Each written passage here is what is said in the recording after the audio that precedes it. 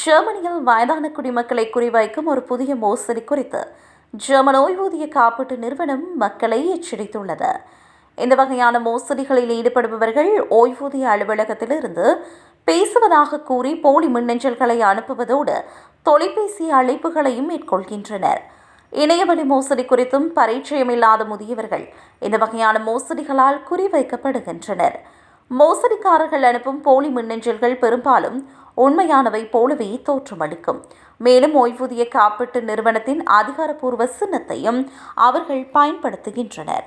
அத்துடன் தனிப்பட்ட தகவல்களை உறுதிப்படுத்துமாறு அல்லது அவற்றை புதுப்பிக்குமாறு அவர்கள் மக்களை வலியுறுத்துகின்றனர். ஆனால் இந்த மின்னஞ்சல்கள் உண்மையில் ஓய்வூதிய அலுவலகத்திலிருந்து வருபவை அல்ல.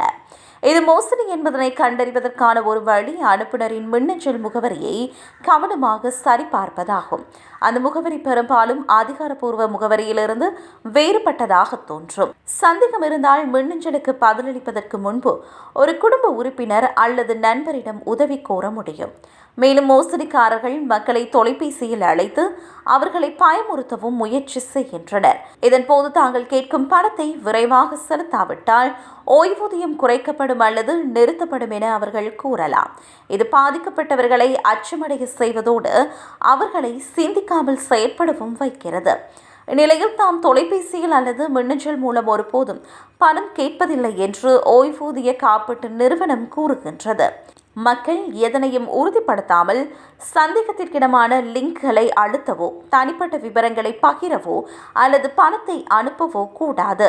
ஏதேனும் சந்தேகம் இருந்தால் அவர்கள் நேரடியாக அதிகாரப்பூர்வ ஓய்வூதிய அலுவலகத்தை தொடர்பு கொள்ள வேண்டும் என்று அறிவுறுத்தப்பட்டுள்ளது.